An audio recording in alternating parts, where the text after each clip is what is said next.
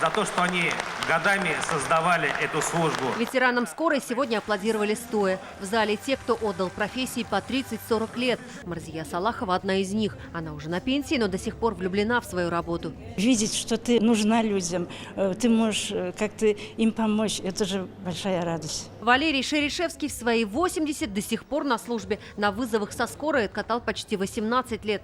В этой профессии надо очень быстро соображать, быстро принимать решения, ибо тут решают секунды. Сегодня вся страна благодарит вас за ваше мужество, за ваш профессиональный труд и за вашу преданность профессии. Среди награжденных не только фельдшеры и врачи, водители и диспетчеры – все это одна команда. Раис Афлятов возит медиков 4 десятка лет. Помнит, как в скорой начал работать экс-министр здравоохранения Айрат Фарахов.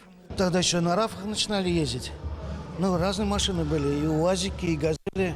Сам Айрат Закиевич сегодня тоже с теплотой вспоминал это время. Прекрасно помню 103-й рафик, прекрасно помню водителей. Что такое рафик тогда? Это ты летишь, колеса сзади.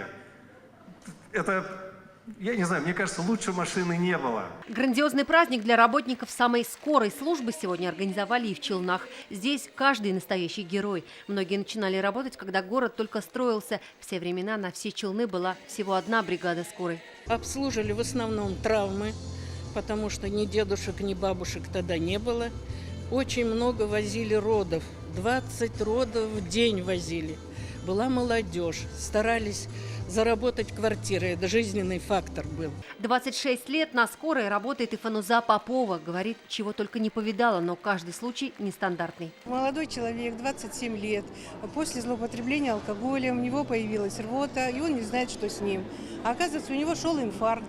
Он не верил этому, долго сопротивлялся. Как это так? Я такой молодой. Отдельный праздник у работников скорой появился по инициативе президента страны в прошлом году. И вполне заслуженно. Во время пандемии работники скорой были на передовой. Для нас это абсолютно было новым. Очень много было заболевших, много поступало вызовов. В течение суток до 2000 вызовов поступало только в городе Казани. И нам приходилось некоторое время даже простаивать при сдаче пациентов в стационаре. Сейчас вызовов меньше, около 1200 в сутки, но от этого труд врачей не становится менее значимым. За одну смену каждая бригада обычно оказывает помощь 15 пациентам. Юлия Гоголева, Игорь Романов, ТНВ, Татарстан. Закажи рекламу на ТНВ. Телефон в Казани 5 705 100.